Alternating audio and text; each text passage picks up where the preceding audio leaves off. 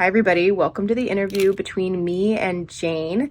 Jane is a great longtime friend of mine, and she has a lot of experience in the area of working with her family's health and trying to manage autism. I just want to be clear up front that you're going to want to do your own research with a lot of these things. These are just things that Jane has personally found to be helpful, and this interview draws a really great connection to the gut microbiome and how toxicity can really influence our body's capacity to heal. So I really want you to go away from this knowing that you should just do your own research, do more digging than you even think you need to. That's probably what she would say. But my hope for you is that you would come away from this video feeling encouraged, feeling empowered, knowing that there is actual answers out there and that you have the capacity to heal. So let's jump into the interview. Hi, everybody. Welcome back to Wholeness Campaign. My name is Selena, and this is Jane. She is a friend of mine who has a very interesting healing story that I want to share with you guys today. And she has specific experience with her children and autism, and she's been on a healing journey for quite a while herself. And so I wanted to kind of dig into specific questions that I think would be very relevant for anybody who's trying to heal their body naturally, healing their gut as a root of toxicity in their body. And she has some really good encouragement for parents who are, parenting children with autism and just wanting to give encouragement for those of you who are on the healing journey and it's taken maybe some time. So I'm really excited to have her here.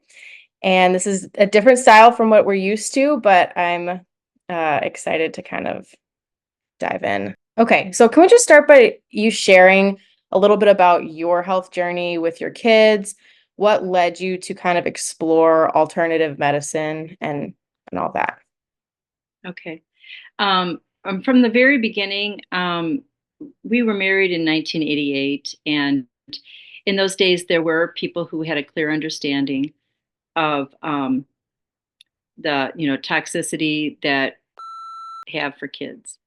And you would hear those stories and evaluate them.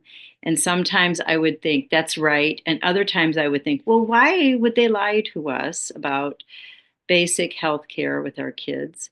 And I didn't have an answer to that question. I actually have an answer to that question now, but at those days I did not. And so I made a number of mistakes early on with, and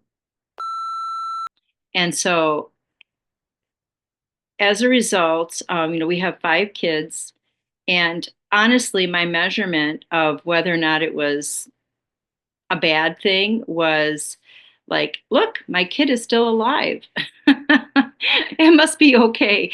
And I say that because we can have standards of measurements to think something's okay, but then find out much later that it was very detrimental. So, um, we have a range in our family of, mild to more extreme. And then one of our kids just didn't get anything until he was 5 years old, and he's got the easiest time of anyone. But in some cases, there is like um, anxiety, depression, ADHD.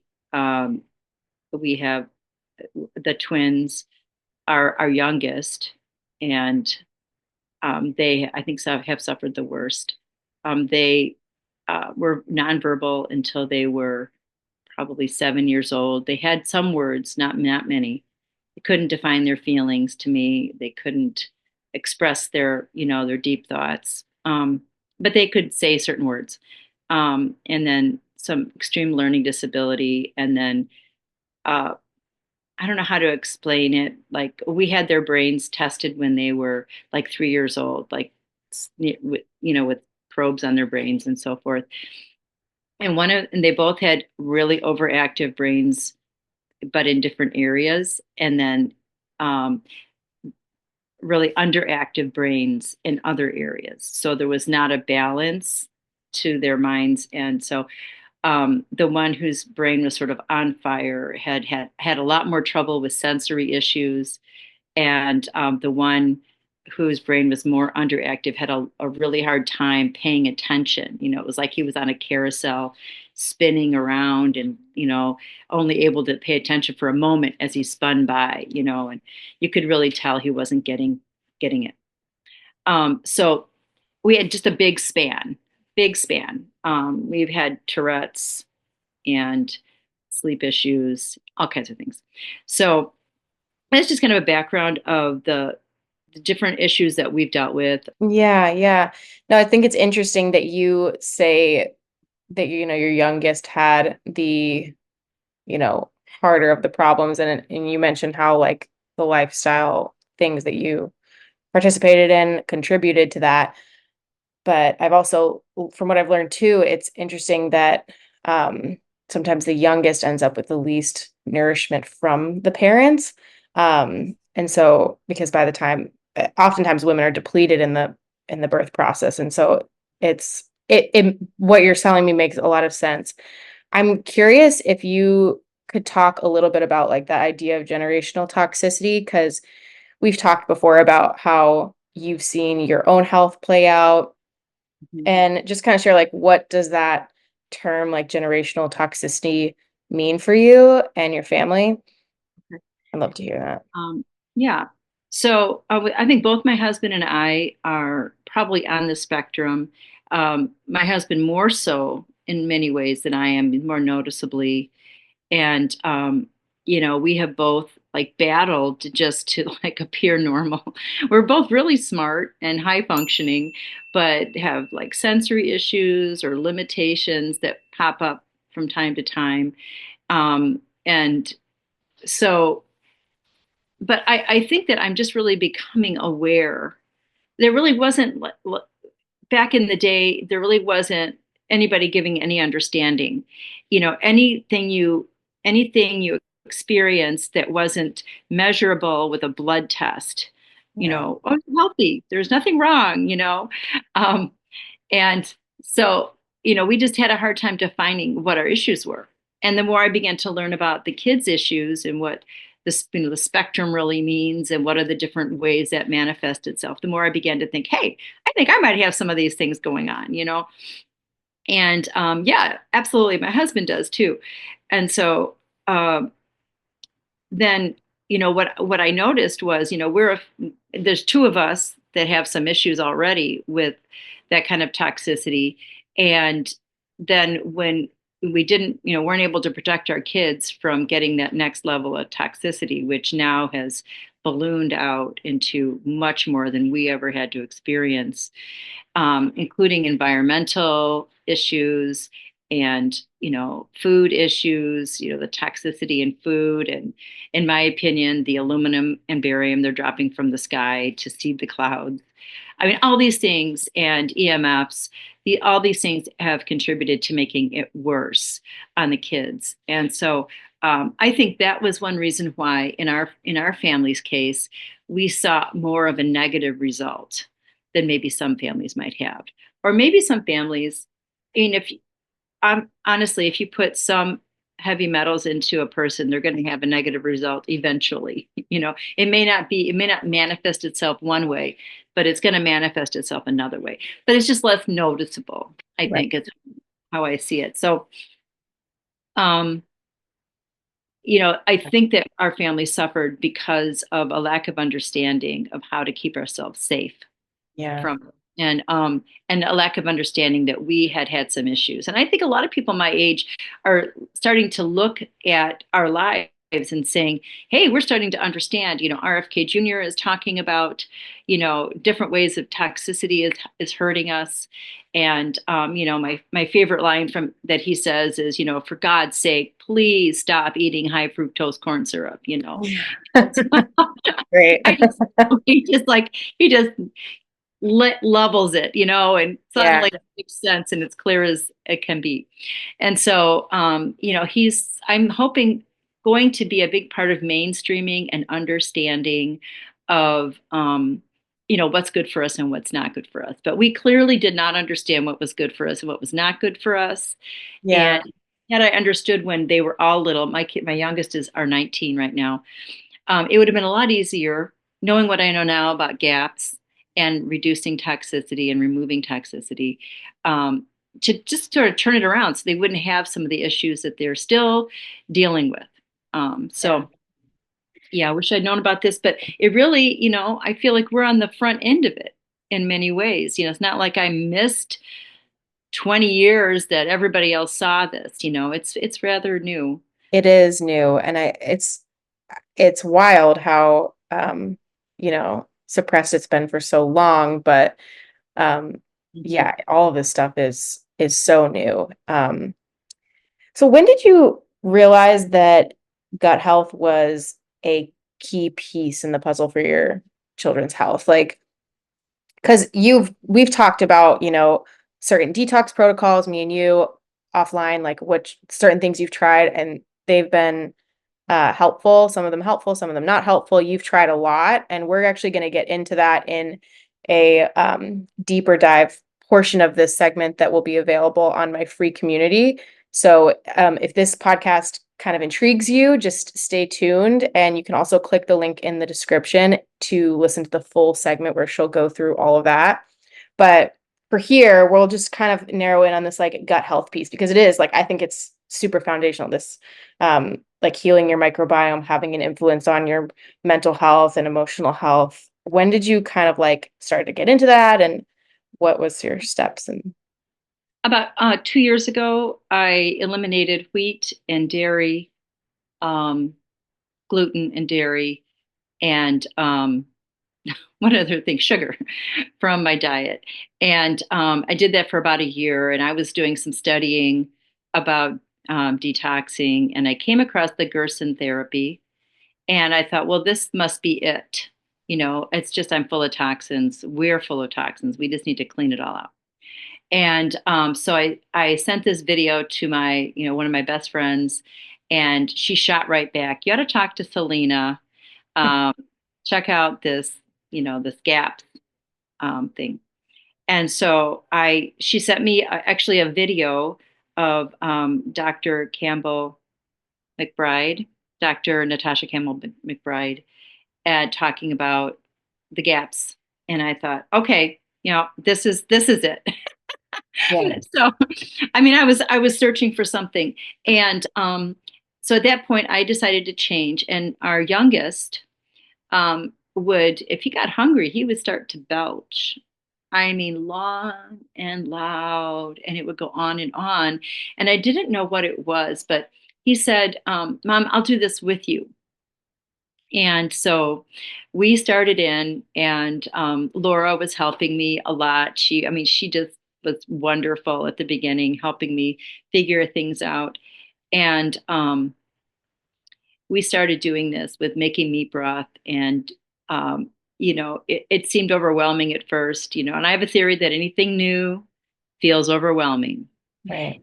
If you break down what it takes to, cut your vegetables, season them, cook them, clean the pan, it can be every bit as hard and time Yeah, consuming as making meat broth, but because we're used to it, we don't think of it that way. So, right. you know, at first it was very overwhelming, and it's all new, but I was determined, because for the last couple years I had spent every day of my life grieving for how my kids were suffering every day, and hoping that we could find a way to help a couple of them function, and to have a life where they're actually able to be productive and have a normal life.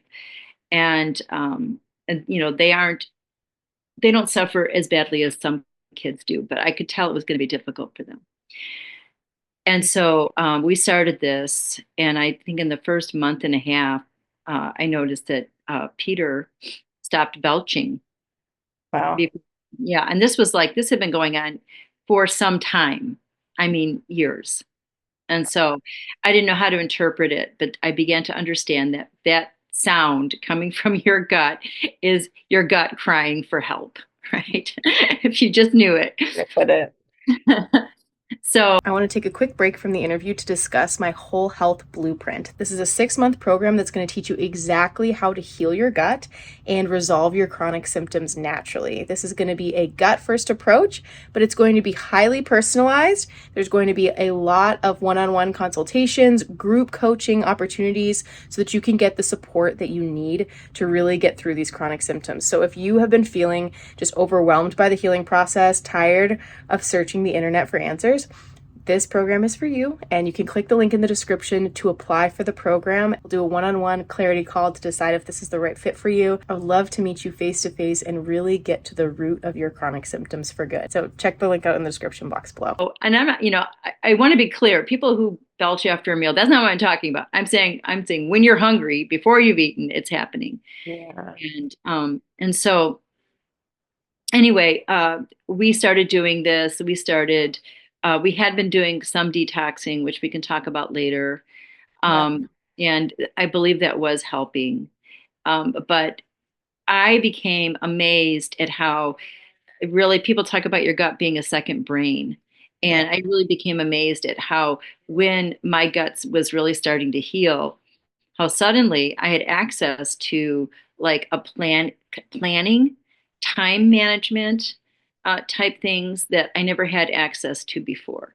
So Mm. it was like I was missing half my brain, half my real brain. Oh. So I'd say I ran late most of my life. Yeah. Um, it was just a matter of not being able to manage time. To this day, a couple of my clocks are 15 minutes fast, and it annoys me. But I'm like, I cannot imagine 15 minutes into the future. But if I see it on the wall, I know I'm in trouble. So anyway, it's been really interesting to see how in the past, and actually it started. Sorry, my dog's barking. It started a couple of years ago when I started to change my diet. I began to see I'm more organized. My brain is thinking about Okay. organization when I'm not paying attention to it. Oh. And because I would compare it to the difference between it just happening automatically and or versus I'm going to plan something now and it's going to hurt my brain the whole time I'm doing it. Yeah. So I'm going to do it as much as I feel like I just have to do it, but I'm going to quit as soon as I can. So I think my whole life and my children suffered from that in me. And I really believe that was reconnecting to my gut. Yeah. That was the gut connection there. Um, Yeah, so like your instinct. yeah. Uh, Hmm. I mean, it is it like that is part of what the microbiome can do is it can send these signals to your brain of instincts. Um, that's so interesting. It's so cool for me to hear like testimonies because I mean, you will even own, you're not at the end of the journey. But I think it's really encouraging for people to hear the testimonies of like the process because you either hear these really like crazy stories of people, they were on it, they went all in, and then they were healed, or you like feel like you're lost and floundering. There's not very many people like in the process sharing that. And I think, yeah, I mean, we'll speak to parents in a little bit, but um, I think it can be so helpful for people to hear the process. What were some like other things? So we've talked about like the miraculous healing journeys that you've had, the healing testimonies that you've had with some of your kids, and like the physical part, because like, you know, we both believe in Jesus. We believe that he heals current day today, and we've both seen it and experienced it. There's always this other element involved in healing that, whether he drew you to something that became a solution for you or like he just healed you on the spot. Like I love like the physical aspects and I talk all about that here on my channel, but share with me like a little bit of the um kind of like big moment miraculous things that you've seen and um yeah, that kind of spiritual healing. Okay. Okay. So my husband and I have had some significant healings in our lives, and I say that physical healings. I say that because we did not, um, we came into our raising our children with a lot of faith for healing. We had already seen, bones straighten and, you know, lifelong debilitating sicknesses healed. And Yeah. so when we had our kids, we were full of faith. And literally, what we've gone through was not what we expected. We expected faith would take care of, God would use faith in our lives to take care of any problems we had. And, um, and so there was this moment where I realized God has done another thing here that has been a natural healing thing. And I'm disappointed my faith didn't work, Yeah. and him saying, well, you're speaking healing all the time. You're speaking faith all the time. You might not be so surprised that you got a revelation on how to use something I put in the world to heal you. Okay. Yeah. That was encouraging. But there have been some things along the way where it has just been faith. And I know I didn't keep a journal back in these days. And I think primarily because I was tired all of the time for like 10 years. you know, 5 years beyond what you could imagine. And then the next 5 years just tired and not realizing that I'm also dealing with Lyme disease. So, just Yeah. tired. So sometimes when I tell these testimonies, the facts are a little bit different only because I don't remember exactly the Yeah. age they were, the place it happened. Right. But when they were 5 years old, our kids had gone with another family to the Toronto church in Canada, the airport church, it was called at the time. Okay. And they had gone to a youth conference. And when they came back, they were just playing with the kids, which was unusual because normally John and Peter, who were 5 at the time, didn't want anybody playing with them, didn't want anybody except for their father and me picking them up, touching them. They had so many sensory issues. Wow. And it seemed like they had trust issues too, which I thought it's an unusual thing. It's an unusual symptom, I think, and Yeah. tragic. And so, but they were like being a little bit more open this day. And the next day we went, well, the next week, we went to, at this time they were in public school kindergarten. They did 1 year in public school. And the one of the boys, not both, just one, was in an IEP. And so Yeah. my husband and I that week went to the IEP, and so there was like 8 professionals sitting around this table, and they said, it's really interesting. When we initially tested John at the beginning of the 9 week period or the 6 week period or whatever it was, he couldn't reach any of the markers we were setting for him. Hmm. But we just retested him before this meeting, and he hit every marker. Whoa. And they were just like, we don't see this very often, That's ever. And so we were like, oh, that's really interesting. Well, the kids just came back from the Toronto church, and we noticed the boys were sleeping about 2 hours more a night. So instead of going to bed at 11 and getting up at 6, they would go to bed at 10 and get up at 7. whoa. Yeah. Interesting. And they had stopped screaming. They would, when they woke up in the morning, they would usually scream because out of frustration and because they weren't verbal, which I didn't understand at the time. I just didn't understand what was happening completely. And so then we went to gym and swim, and they were playing in the water. And I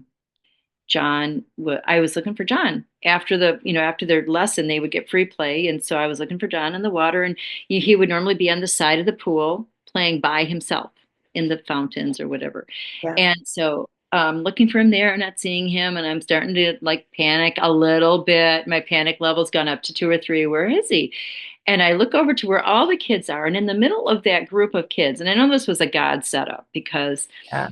I had never seen this before. He's in the middle of the group of kids, and he's got the big ball in his hands. And it's kind of a keep away game, or you throw it to somebody else or whatever. They were just um, anyway. And I just froze, and I thought when he throws that ball and somebody else catches it, he's going to think somebody took it from him. Oh, And this is scary for me. And so I'm watching, and he throws a ball, and somebody catches it, and he laughed. I mean, I'm standing there, and this is something I never knew if I would see. There was so little understanding of his world and what was really going on. To Wow. explain something to him that simple about a game, he wouldn't have gotten at that age. Yeah. He's very far advanced now. But I Wow. mean, it was like a moment in time where I knew that there was a shift that happened that was beyond, um, it was beyond anything that could be anything but supernatural. And I Wow. knew that it had to do with the healing anointing coming back from that church with the kids. And Wow. so that was very amazing. And then, so we went a couple more years. And when they were 7 or 8, we took them to a conference where there was a children's minister there.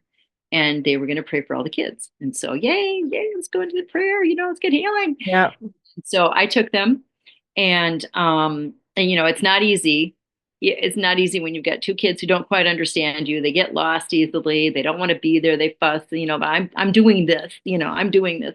And so we got them there, and it was a struggle for one of them to even where everybody's laying down on the floor, kind of a soaking prayer type thing. And then people would come around and pray for the kids.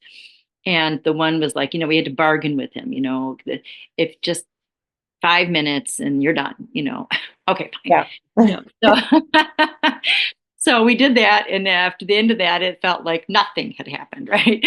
And so, then the meeting ended and we were kind of standing around chatting, and the lady who was doing the meeting stepped over in front of us, and then she looked over at John. She said, I need to pray for this young man.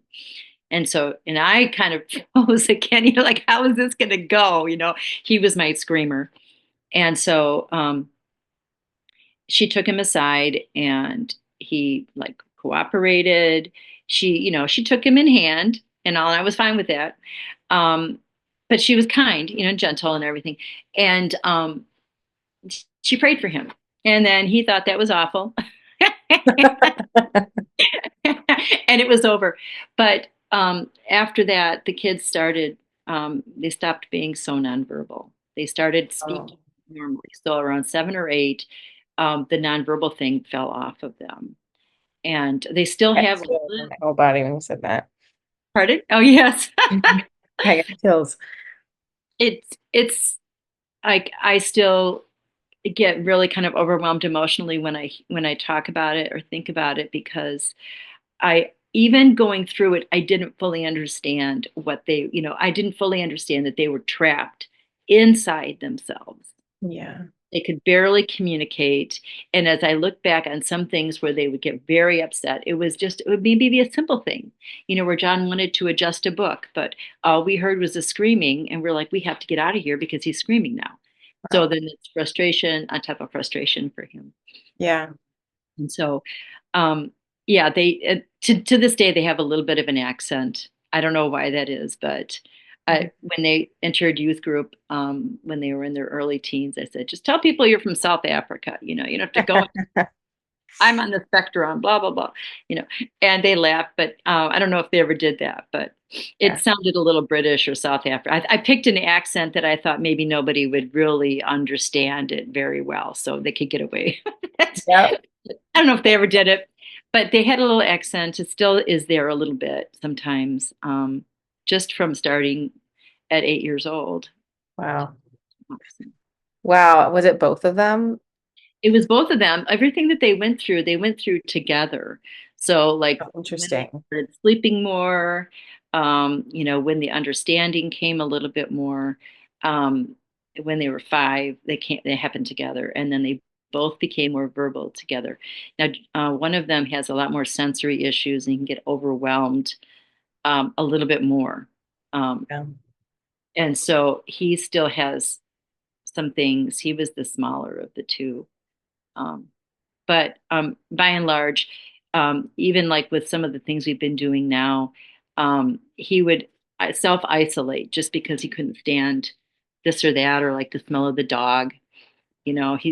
I would tease him and I would say, you have a superpower of smelling, and so, the dog would walk into the room and he's like, oh, gross, I can't eat now, and like, Yeah. and he would say, it's not a superpower, Mom. It's not a superpower. But, Yeah. um, So he self-isolates less than he used to now, since we've been doing gaps. And then the detoxing, I think, has made a big difference for him as well. He also plays games with the family sometimes, which he couldn't stand it before. Wow. So, So yeah, I love hearing like, because it's, I mean, even just the fact that it happened to both of them in like in these different scenarios, it's like such a powerful testimony of like God's healing power because you don't see physical issues like that just like naturally resolving themselves. Like, I don't know. That's interesting. yeah, I love yeah, that. I love the spiritual part of it. So if you, and I think the part of this that I think is interesting is that we're touching on different elements of healing. And I think, if some of you may relate more than others if you are, Christian or if you're not, but either way, I think it's what we're getting at here is also this element that I think anyone can relate to, which is faith. Like you had faith for your son's healing enough to let them pray for you, enough faith to continually keep trying new things. And that's what I tell people is like so much of this comes down to like your belief systems about healing. Like what do we believe is possible? And I think it is sad nowadays we see like a lot of parents of autistic children kind of taking on the label, believing it's good and obviously there's gifts that you can find in anything, right? Like there's always gifts you can find in everything, but I think some people so self-identify within any problem that it can kind of hinder your ability to see like and have faith for things. So right, my right. last question here is if you could speak directly to a mom or dad who's in the beginning of this journey, maybe they have children who are struggling with whatever, maybe it's autism, maybe it's learning disabilities or any type of health issue, feeling hopeless, unsure of where to start, what would you say to them? Well, I would say, first of all, forgive yourself for being deceived, um, for making decisions. Every decision I know that I made was in mind to protect my children. Yeah. Um, and it didn't work out that way. They weren't protected. But realize that you have been deceived and forgive yourself and then stop. Right. Stop. Stop listening to everything another person tells you is good and start listening to people who are in recovery or who have walked the journey, who really understand what's going on. Um, I would say, you know, it's important to heal the gut. Uh, there's gaps. If you follow the gaps protocol with your kid and they're young enough, you may be able to completely turn it around, or at least they can be completely functional depending on the level. I mean, some kids are suffering so much, but we've noticed even with one of our kids, if he has the littlest bit of sugar, he'll suffer for like a week and a half. Yeah. And I'm still trying to, we're so enculturated, oh, it's Christmas, we have to have sugar. Um, and so, just be aware of what is triggering your kid and what is healing, and try to create a lifestyle that embraces the healing and create traditions around the healing foods, instead of foods that, well, we're just going to cheat now because, it's Christmas, it's your birthday, and then they have to suffer then, for how many days. We're not at a point now where, I mean, sometimes I think I've been on my healing journey for some time now, and I incorporate more than just diet. I do other things. I use the Bob Beck protocol, um, and I can tell that if I eat sugar, I don't feel great. I don't feel great. I think I could probably get away with it a little bit more than my kids, and Yeah. I don't know why that is. Maybe it's because of the intensity of the toxicity that they're going through. But I just don't think it's worth it for them. Yeah.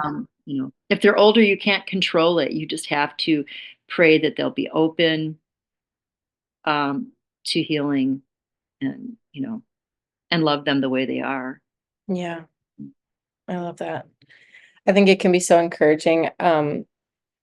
Just, I mean, even hearing from parents who are in a similar situation to where you were at years and years ago, and they're searching for answers that are it's coming out more.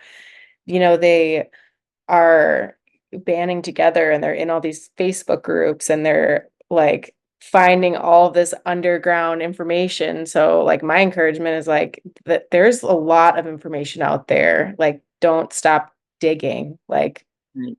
um Yeah, don't and give up. Jane can be a great resource for that. We're going to go into a lot more deeper things in the next segment, which will be posted in my free community. So be sure to click the link in my description to get a hold of that. It's going to be like more practical. We're going to go through exact detox things and we're going to talk more openly than we maybe can on this platform about exactly what we think triggered these issues and how to kind of mitigate it in the future. So check that out. For now, we'll close out this video. Thank you guys so much for watching, and we'll see you in the next one.